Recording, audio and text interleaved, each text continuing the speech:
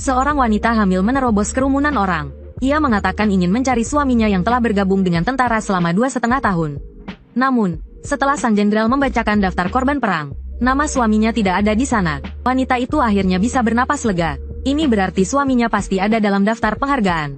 Tetapi setelah daftar penghargaan dibacakan, nama suaminya tetap tidak ada. Saat para prajurit bersiap kembali ke Yongcheng, wanita itu dengan cemas melangkah maju dan bertanya, "Suamiku, Zhao Qi, bergabung dengan tentara bersama Li Da dan Li Qing. Mengapa tidak ada kabar tentangnya?" Wakil Jenderal Pang Zuang terkejut mendengarnya. Setahu dia, Zhao Qi tidak memiliki keluarga saat bergabung dengan tentara.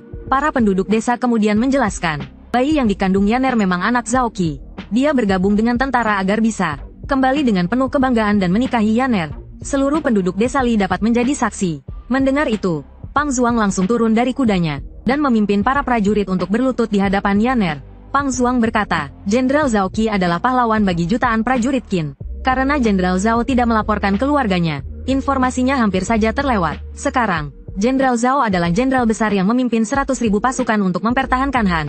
Bagaimana mereka tahu bahwa Zhao Qi adalah seorang penjelajah waktu yang memahami sejarah periode negara-negara berperang dan memiliki sistem tingkat dewa yang membuatnya semakin kuat setiap kali membunuh musuh? Setahun yang lalu, ibu Zhao Qi meninggal dunia. Hal ini membuatnya semakin bertekad untuk bergabung dengan tentara. Pada saat itulah, sistem kultivasinya aktif. Setelah mengucapkan selamat tinggal singkat kepada kekasih masa kecilnya, Yaner, ia berangkat bersama 10 pemuda dari desa Li untuk bergabung dengan tentara. Dia tahu betul bahwa rakyat jelata hanya bisa mengubah nasib mereka dengan mendapatkan jasa militer. Dengan sistem dan pengetahuannya tentang sejarah di negara terkuat saat itu, Qin, yang telah memulai rencana untuk menyatukan 6 negara, dia yakin bisa mencapai impian besarnya di masa penuh gejolak ini. Namun, yang tak terduga, sebuah kejadian tak terduga terjadi di hari pertama. Ada 2 pilihan bagi para prajurit baru. Tentara ibu kota bertugas menjaga ibu kota dan relatif lebih aman. Tentara perbatasan harus bertempur dan sangat berbahaya. Saat pertama kali masuk, para prajurit baru menerima arahan dari sang jenderal. Jenderal itu adalah Jenderal Meng Tian yang terkenal dalam sejarah.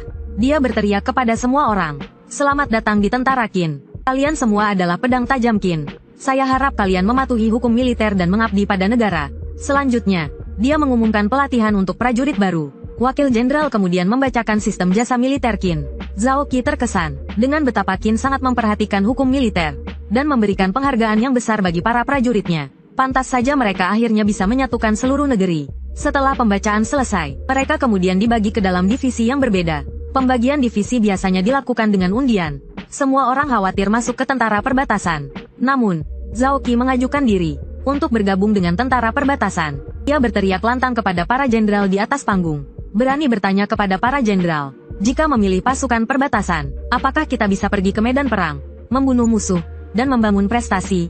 Mendengar itu, Jenderal Meng Tian tampak terkejut, tiba-tiba menjadi tertarik. Zhao Qi melanjutkan, terlahir sebagai orang Qin, tentu harus membela negara dan membunuh musuh di medan perang. Pria sejati harus mendapatkan prestasi militer dan menjadi terkenal. Melihat tatapan tegas Zhao Qi, Meng Tian sepertinya melihat dirinya yang masih muda. Bagus sekali, dengan semangat seperti itu, aku ingin tahu namamu, Desa Li. Zhao Qi menjawab. Meng Tian kembali ke panggung dan menunjuk Zhao Qi. Aku mengingatmu, keluarlah, pergi ke sana dan tunggu pembuatan tanda pengenal militer. Malam tiba, di dalam tenda barak militer, Zhao Qi melihat tanda cinta dengan Yaner dengan wajah gembira. Selanjutnya adalah menunggu untuk pergi ke medan perang. Perang menyapu 6 negara adalah tren yang tak terhindarkan. Selama dia memanfaatkan kesempatan untuk membunuh musuh dan naik level, dia akan segera mencapai puncak seni bela diri. Saat itu, rekan-rekan yang bergabung dengan tentara dari desa Li datang ke tenda. Kaki, selama 1 tahun ke depan, kami bersembilan akan mengikutimu. Zhao Qi terkejut. Jangan bilang kalian semua juga memilih pasukan perbatasan. Medan perang itu hidup dan mati. Kenapa kalian begitu nekat? Mereka semua menjawab. Daripada ditempatkan di tempat lain dan diintimidasi, lebih baik pergi ke medan perang bersama Kaki, hidup dan mati bersama. Saat itu, sistem mengeluarkan misi. Ternyata di dunia nyata, setiap kenaikan pangkat militer dan gelar kebangsawanan akan menerima bonus sistem. Zhao Qi memandang saudara-saudaranya dengan terharu. Jika begitu, kita semua tumbuh bersama sejak kecil. Di medan perang, kita juga saudara yang hidup dan mati bersama. Besok adalah hari pertama pelatihan kamp prajurit baru. Aku akan berusaha semaksimal mungkin untuk mendapatkan jabatan militer, agar bisa membawa kalian semua di sisiku. Setelah semua orang bubar, memanfaatkan kesunyian malam, Zhao Qi memutuskan untuk berlatih. Sekarang dia memiliki tubuh yang terdata. Selain mendapatkan pengalaman dan naik level dengan membunuh musuh, berlatih kultivasi juga dapat meningkatkan energi internal. Sekarang dia berada di alam bawaan tingkat pertama. Tiba-tiba terdengar suara aneh dari luar tenda.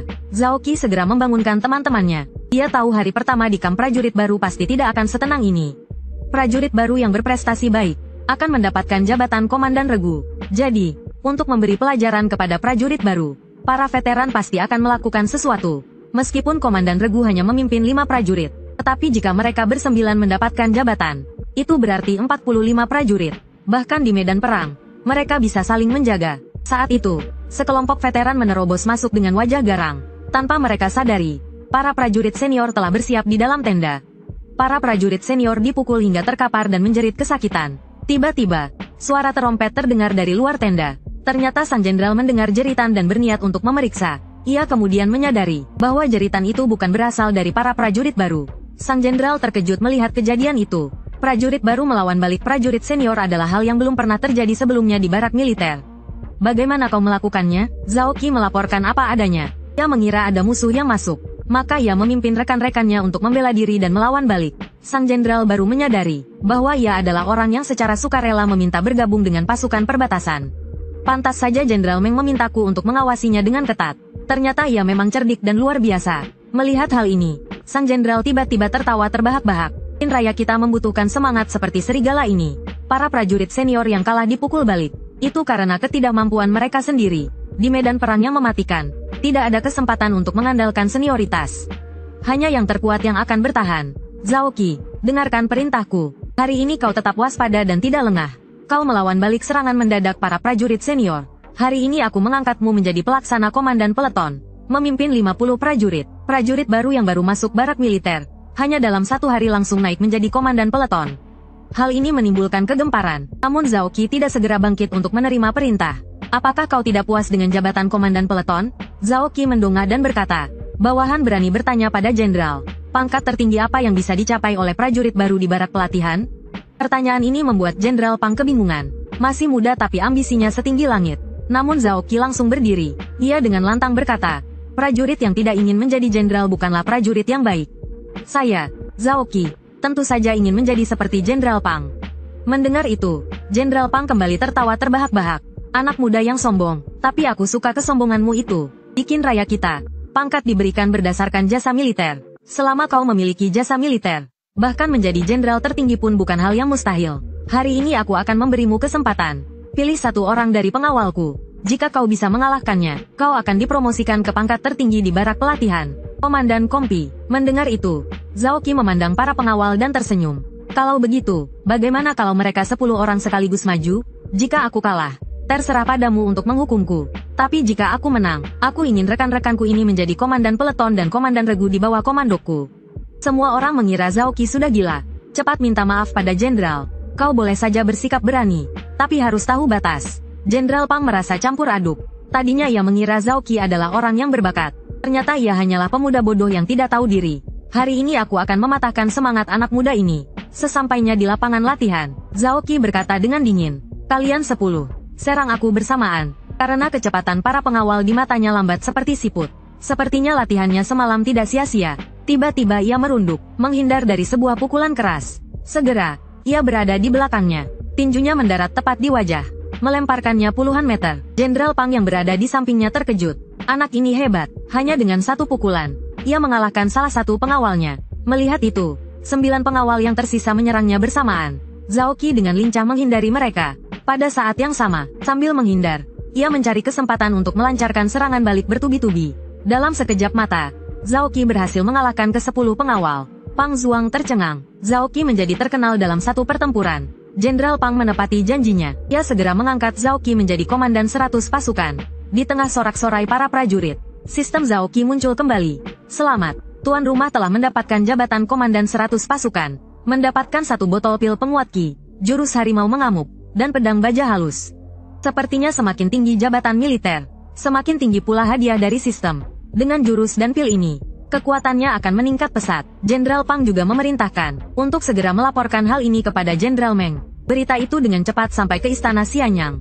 Setelah Raja Qin membaca laporan, ia segera memanggil para menteri kepercayaannya. Menarik, Sejak reformasi Sangyang, belum pernah ada yang melanggar aturan barak militer, dan sendirian mengalahkan 10 veteran perang. Semoga Meng Tian tidak salah menilai. Suatu hari nanti, anak ini pasti akan membuat prestasi besar bagi Qin. Laporan Zheng Guo. Kanal Zheng Guo menstabilkan aliran air Sungai Kuning. Guanzhong telah bertahun-tahun panen raya dan menjadi lumbung Qin. Laporan Feng Kuji. Qin menyembunyikan kekuatannya. Sekarang persediaan makanan cukup untuk 1 juta tentara telah berperang selama 2 tahun. Li Si berkata dengan cepat. Persediaan militer sudah cukup. Inovasi persenjataan cukup untuk menaklukkan dunia bagi Qin. Laporan Wang Jian. Sekarang 1 juta tentara Qin siap siaga. Hanya perlu perintah dari Yang Mulia. Qin pasti tak terbendung. Raja Qin memandang peta dan memerintahkan. Perintahkan Meng Tian, 300.000 tentara Yongcheng. Dengarkan perintah. Berangkat besok. Hancurkan Korea. Seorang pria bergabung dengan militer selama 2 tahun. Tunangannya hamil saat ia berada di barak militer. Ternyata pria itu telah melakukan perjalanan waktu ke periode negara-negara berperang. Ia tidak hanya mengetahui sejarah negara-negara berperang, tetapi juga membawa pengetahuan medis modern, dan membangkitkan sistem kultivasi dewa perang yang tak terkalahkan. Akhirnya, ia sendirian mengubah proses penyatuan 6 negara oleh Qin. 2,5 tahun yang lalu, kematian ibunya, membuat Yaner, teman masa kecilnya, menjadi satu-satunya perhatiannya. Tetapi ia hanyalah rakyat jelata, sedangkan Yaner berasal dari keluarga kaya. Oleh karena itu, ia memutuskan untuk mengabdi pada negara dan menjadi orang sukses. Pada saat itu juga, pria itu membangkitkan sistem kultivasi dewa perang. Setelah mengucapkan selamat tinggal singkat kepada Yaner selama setengah jam, ia memulai perjalanan pengabdiannya untuk menjadi sukses. Namun, di hari pertama pendaftarannya, dia mengalahkan 10 pengawal jenderal sendirian. Kejadian ini bahkan menarik perhatian Raja Qin, Yingzheng.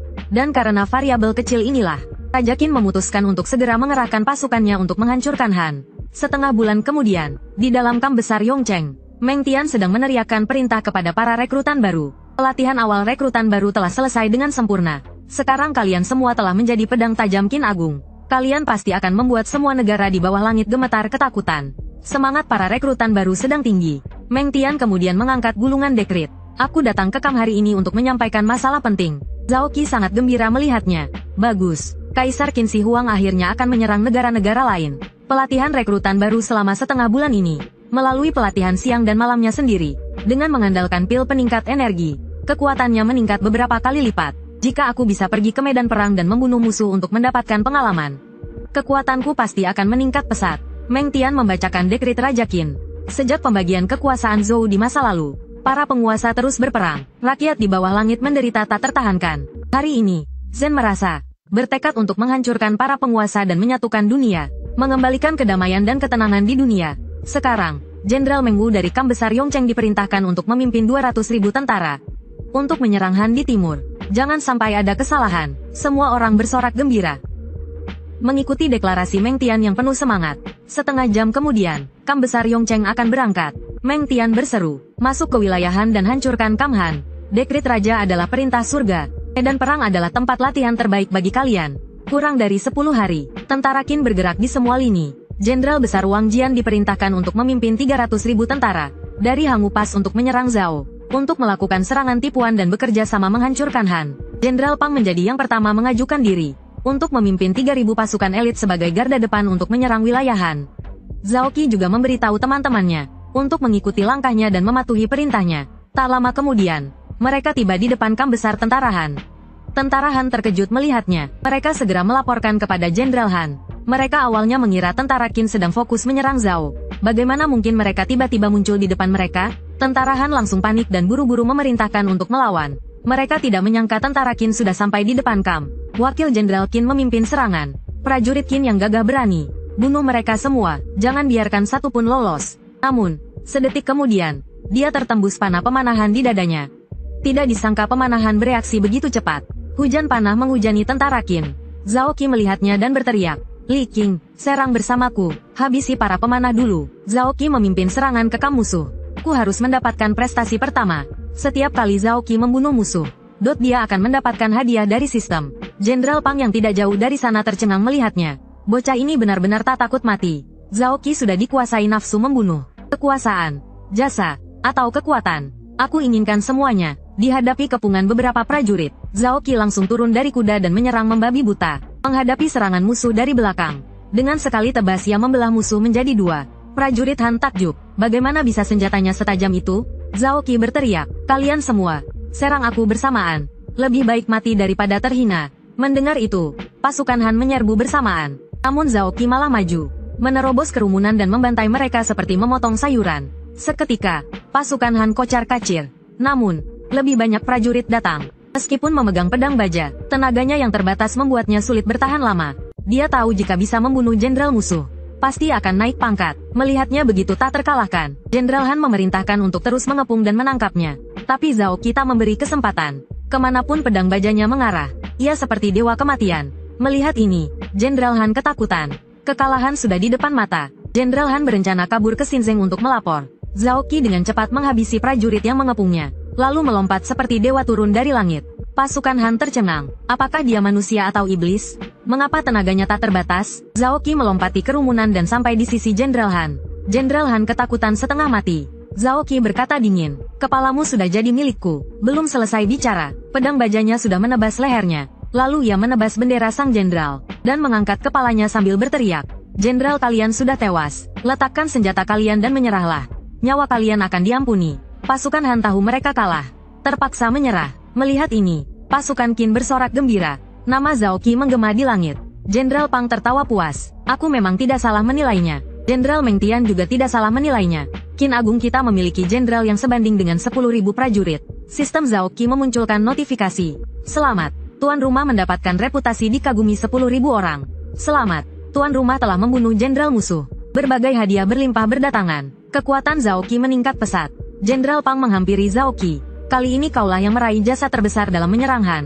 Ia pun turun dari kuda, dan berkata dengan serius, "Zhao Qi, dengarkan. Hari ini kau membunuh musuh dan jenderalnya, meraih jasa terbesar. Aku mengangkatmu menjadi jenderal 1.000 orang, memimpin 3.000 pasukan." Zhao Qi menerima penghargaan itu. Lalu ia berkata sambil tersenyum pada Zhao Qi, "Jenderal 1.000 orang bukanlah batasmu, tapi batas kewenanganku. Aku sudah melaporkan jasamu pada Jenderal Meng Tian." Saat para prajurit membersihkan medan perang, Zhao Qi pergi ke samping dan membuka sistemnya. Seorang jenderal 10.000 pasukan Han memberi banyak poin pengalaman. Zhao Qi dengan cepat naik ke level 5. Dia juga mendapatkan banyak poin promosi. Dia segera meningkatkan keterampilan pedang dasarnya ke level 4. Dia tahu betul bahwa jika dia melatih keterampilan pedang dasarnya ke tingkat maksimal, dia akan dapat mempelajari teknik pedang yang lebih tinggi. Dia pasti akan bisa membunuh musuh di medan perang dan menjadi dewa. Sementara itu, pasukan utama Meng Tian yang menyerang Han masih bersiap untuk berangkat. 3.000 pasukan pelopor saat ini seharusnya sedang berhadapan dengan musuh. Meskipun ini serangan mendadak, mengalahkan banyak musuh dengan sedikit pasukan, menang atau kalah sulit diprediksi.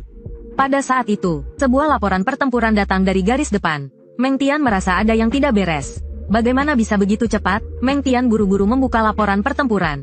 Meng Wu di sampingnya juga bertanya dengan cemas. "Tianer, bagaimana situasi di garis depan?" Meng Tian cukup terkejut. "Kita menang. Pasukan kita menang besar dengan sedikit pasukan." "Ayah, mengapa ekspresimu seperti itu?"